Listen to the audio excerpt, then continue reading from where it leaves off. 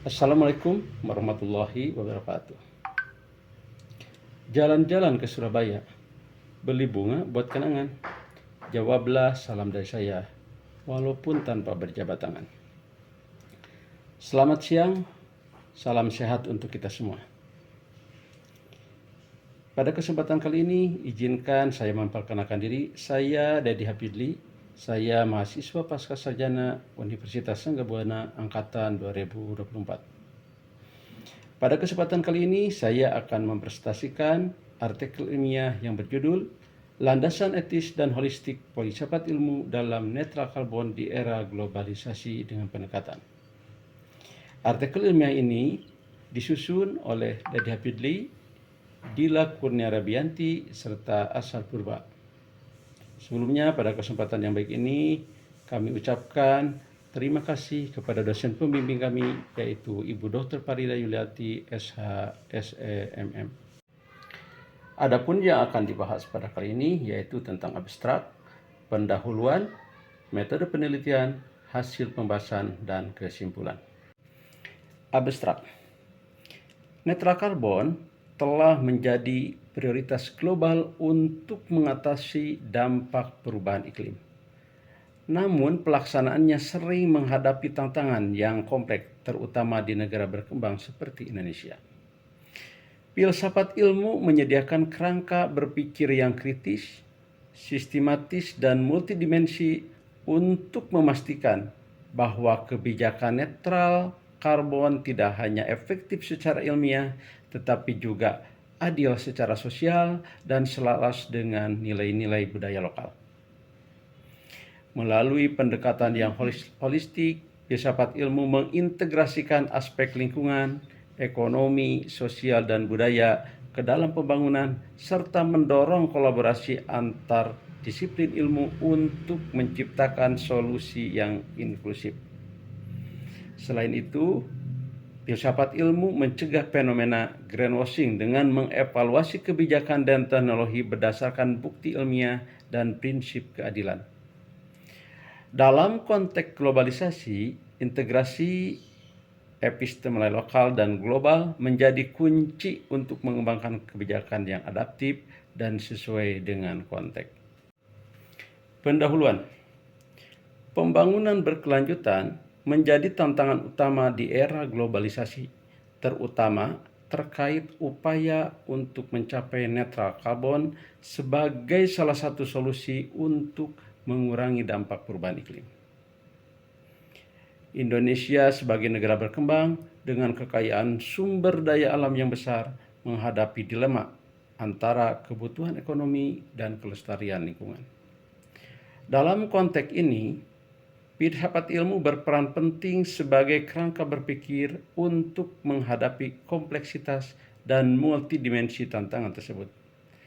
Filsafat ilmu menyediakan landasan epistemologis untuk memahami esensi netral karbon, landasan etis untuk menilai keadilan dalam pembangunan, dan pendekatan holistik untuk mengintegrasikan berbagai aspek dalam kebijakan netral. Data dari Nationally Determined Distribution atau NCD Indonesia menargetkan pengurangan emisi hingga 29% dengan upaya sendiri, dan hingga 41% dengan bantuan internasional pada tahun 2030. Metode.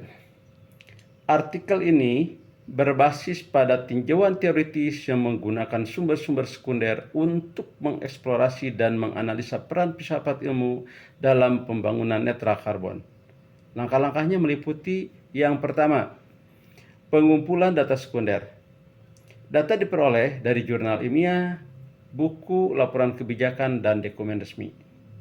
Yang kedua, analisis konseptual, yaitu menggunakan pendekatan filsafat ilmu untuk menganalisis hubungan antara aspek etis, epistemologis, dan pendekatan holistik. Dan yang ketiga, sistematika pemaparan. Data yang terkumpul dianalisis secara tematik untuk menghasilkan gambaran tentang bagaimana filsafat ilmu memberikan kontribusi terhadap tantangan globalisasi dan pembangunan berkelanjutan. Pendekatan pada penelitian kali ini yaitu kualitatif deskriptif. Metode ini bertujuan untuk memberikan gambaran yang mendalam mengenai fenomena yang diteliti, yakni landasan etis, menganalisis nilai-nilai keadilan sosial antar generasi, dan tanggung jawab moral terhadap lingkungan. Pendekatan holistik menjelaskan bagaimana ilmu mengintegrasikan aspek lingkungan, sosial, ekonomi, dan budaya. Hasil dan pembahasan. Dalam artikel ilmiah kali ini, yang menjadi hasil dan pembahasan yaitu yang pertama, landasan etis dalam pembangunan netral karbon. Hasil analisis menunjukkan bahwa kebijakan netral karbon harus didasarkan pada prinsip keadilan antar generasi dan antar kelompok.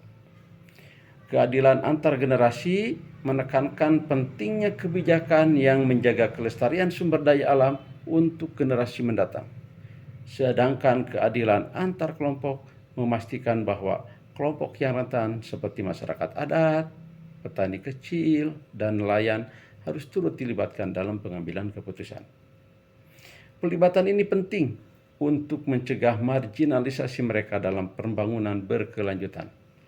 Contohnya adalah program konservasi hutan berbasis masyarakat yang memberikan hak kelola kepada komunitas lokal, sehingga menciptakan keseimbangan antara keberlanjutan lingkungan dan kesejahteraan sosial. Yang kedua, pendekatan holistik untuk pembangunan berkelanjutan. Pendekatan holistik yang dianalisis melalui filsafat ilmu menunjukkan perlunya integrasi berbagai aspek, yaitu lingkungan, sosial, ekonomi, dan budaya. Hal ini terlihat pada program-program berkelanjutan seperti REDD+ atau RED+ yang bertujuan mengurangi emisi karbon dari deforestasi sambil memberdayakan masyarakat lokal melalui aktivitas ekonomi berbasis kehutanan. Selain itu, pengembangan energi terbarukan seperti pembangkit listrik tenaga surya atau PLTS tidak hanya mendukung pengurangan emisi karbon, tetapi juga menciptakan lapangan kerja lokal, memberikan manfaat ekonomi yang langsung terasa oleh masyarakat. Yang ketiga, integrasi epistemologi lokal dan global. Dalam konteks globalisasi, filsafat ilmu menekankan pentingnya mengintegrasikan pengetahuan global dengan kearifan lokal. Pendekatan global seperti contoh carbon trading seringkali tidak relevan dengan kondisi lokal, sehingga perlu diadaptasi untuk memastikan keadilan. Misalnya, masyarakat adat di Kalimantan menunjukkan efektivitas konservasi berbasis kearifan lokal, di mana mereka menerapkan sistem pengelolaan hutan yang telah berlangsung turun-temurun. Integrasi ini membuktikan bahwa nilai-nilai lokal telah memperkuat implementasi kebijakan global secara lebih kontekstual. Yang keempat, pencegahan greenwashing dalam kebijakan netral karbon. Fenomena greenwashing di mana kebijakan hanya berorientasi simbolis tanpa dampak nyata menjadi salah satu tantangan dalam pembangunan netral karbon. Filsafat ilmu membantu mengevaluasi kebijakan dan teknologi berbasis data ilmiah dan prinsip keadilan. Sebagai contoh, proyek kendaraan listrik sering dianggap solusi ramah lingkungan. Tetapi jika sumber energinya masih bergantung pada bahan bakar fosil, dampaknya tidak signifikan. Oleh karena itu, perlu adanya pengawasan ketat terhadap implementasi teknologi untuk memastikan keberlanjutannya. Yang kelima, kolaborasi antar disiplin ilmu. Tantangan netral karbon yang multidimensi memerlukan kolaborasi antar disiplin ilmu, termasuk ilmu lingkungan, ilmu teknologi, ekonomi, dan sosial. Contohnya keberhasilan dapat dilihat pada pembangunan desa energi terbarukan di NTT, di mana teknologi energi terbarukan dikombinasikan dengan pendekatan sosial dan partisipasi aktif dari masyarakat. Dari semua rangkaian presentasi artikel ilmiah ini dapat disimpulkan bahwa penelitian ini menunjukkan bahwa filsafat ilmu memiliki peranan penting dalam menjawab tantangan pembangunan netral karbon di era globalisasi. Sebagai landasan etis, filsafat ilmu menekankan pentingnya keadilan antar generasi dan antar kelompok, memastikan bahwa kebijakan netral karbon tidak hanya fokus pada pengurangan emisi karbon, tetapi juga melibatkan kelompok rentan dalam pengambilan keputusan.